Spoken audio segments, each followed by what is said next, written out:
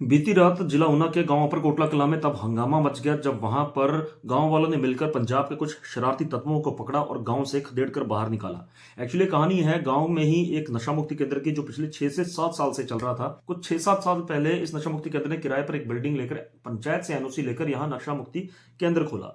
लेकिन उसके बाद चीजें इतनी बिगड़ती गई धीरे धीरे कि गांव वालों का जीना दुश्वार हो गया। नशा मुक्ति केंद्र में आने वाले जो मरीज थे वो नशा मुक्ति केंद्र में ही तोड़फोड़ कर वहां से बाहर निकल जाते, आस पड़ोस के घरों में घुस जाते और कभी कभी वहां पर ही रहकर इतनी चिल्लम चिल्ली करते कि आस पड़ोस के लोगों को डर लगने लग पड़ जाता। उनके बच्चों का, उनकी बहू बेटियों का वहां से गुजरना बहुत मुश्किल हो गया।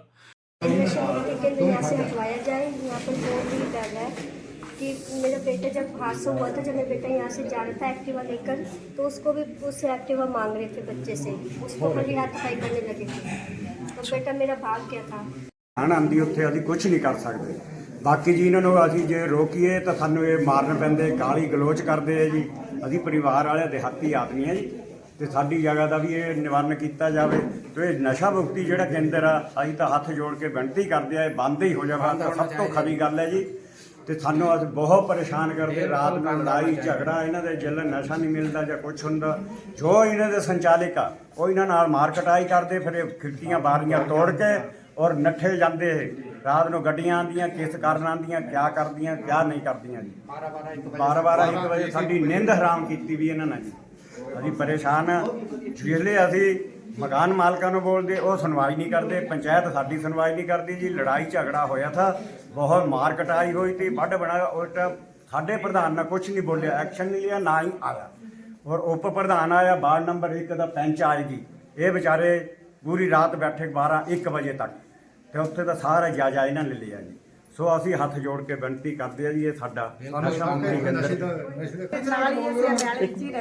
पहले तो गेट उन्होंने पहला मेरा ही ठोरना, जो भी नशा निवारण विच रहिंदे दौड़ दौड़ के आना, उन्होंने गेट खोलना, फिर असीं डर जाना, फिर इन्होंने नाल दे पड़ोसियों ने फोन करना कि आओ देखो ये कौन है, तो उन्होंने डंडे भी हाथ च पकड़े होने, फिर उन्होंने रस्ता नहीं रात को मिलना, कभी उन्होंने इधर नूं दौड़ना, कभी उन्होंने दूसरी साइड दौड़ना, फिर असीं सारे लोगों ने इकट्ठे होकर फिर उन्होंने दौड़ाना, फिर असीं पंचायत से भी फोन करना, पर कोई नहीं सुनता हुंदा था साडी।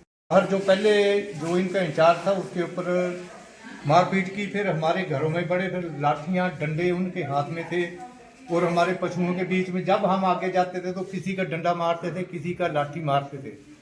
उसके बाद फिर हमने पंचायत को फ़ोन किया, प्रधान को, ये मौके पर नहीं पहुंचे। उसके बाद फिर लेकर आए, फिर हमने पुलिस को इन्फॉर्मेशन की, पुलिस वाले भी आए, फिर उप प्रधान आया और इन्होंने सारा स्थिति का जायजा लिया।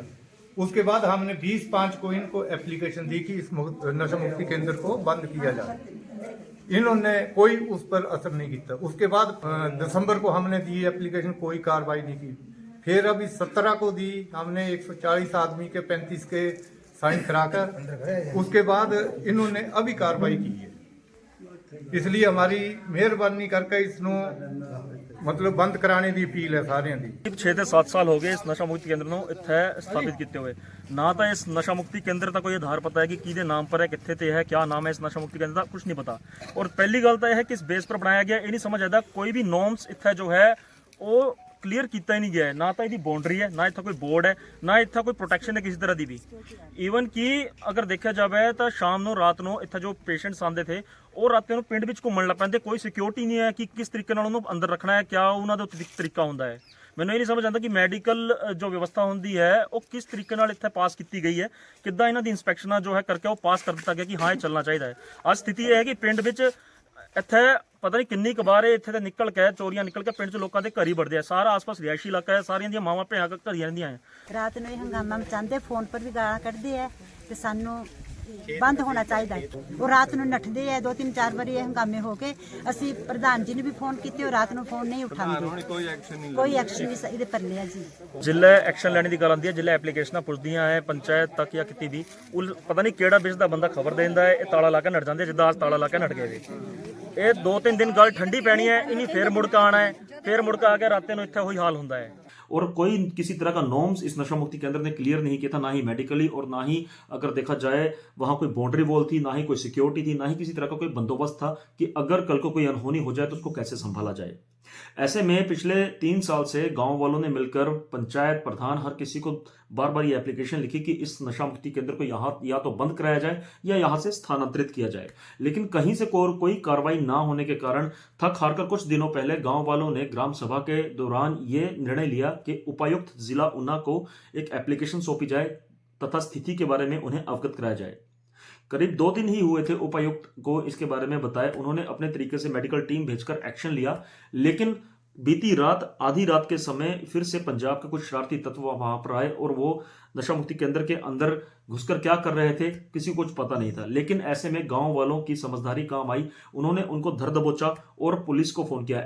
इस मौके पर गांव के उप प्रधान, वार्ड नंबर 1 के वार्ड पंच मनोहर लाल तथा वार्ड नंबर 2 की वार्ड पंच रितु जी मौजूद रहे तथा सभी गांव वालों ने मिलकर फिर पुलिस प्रशासन को फोन किया। पुलिस प्रशासन ने अपनी मुस्तैदी दिखाई, वो जल्दी वहां पहुंचे और उन्होंने उन शरारती तत्वों को वहां से निकाला और हिदायत दी कि दोबारा जब तक कि फैसला ना हो जाए आप यहां पर कदम ना रखें। आस पड़ोस के गांव के कई लोग जिन्हें इस बारे में नहीं पता है वो ये सोच के बैठे हुए थे कि नशा मुक्ति केंद्र समाज के सुधार के लिए होता है, उसे क्यों बंद किया जा रहा है। एक्चुअली जब हमारे समाज में कोई चीज सुधार के नाम पर दीमक बन जाए और वो अंदर ही अंदर आपको खोखला करने लग जाए तो उससे बढ़िया है कि उसे जल्द ही खत्म कर दिया जाए किसी ना किसी तरीके से कीटनाशक दवाइयां डालकर। और यही काम आज गांव अपर कोटला कला के लोगों ने मिलकर किया है। आपस में इनकी जितनी मर्जी फूट हो, लेकिन इन्होंने एक बार फिर से बता दिया कि जब बाहर से कोई विपत्ति गांव वालों पर आती है तब वह एकजुट हो जाते हैं। आइए देखते हैं उस रात किस तरह पुलिस वालों और गांव वालों ने खदेड़कर उन शरारती तत्वों को यहां से भगाया।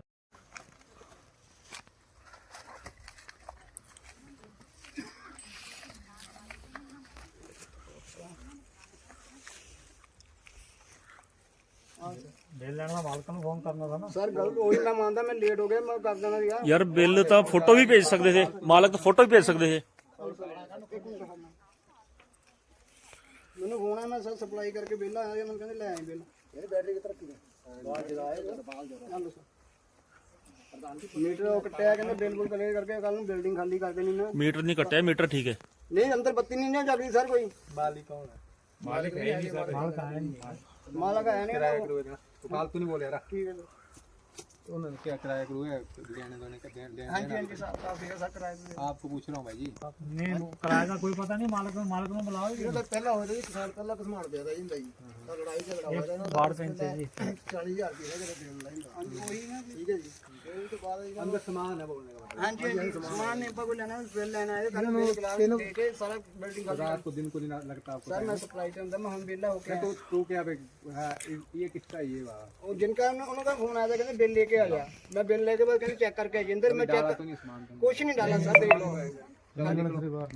ठीक है चल निकालो गाड़ी और बाहर दिख बाहर तो पर वो रे ज्यादा नहीं ठीक है। ठीक है सर। और रात को कहीं दिख गए ना दोबारा ना फिर ऐसा नहीं होगा। ठीक है सर, ठीक है सर।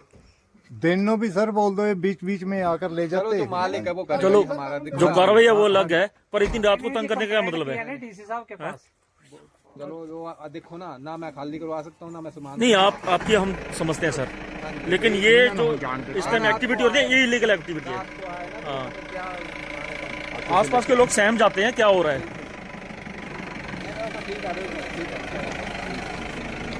तो चाड़ा हो ना कोई ऐसा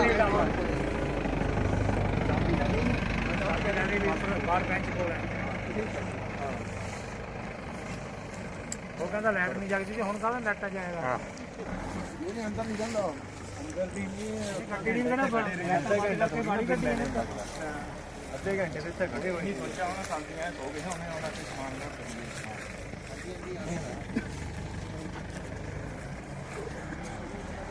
ਭਾਈ बैठो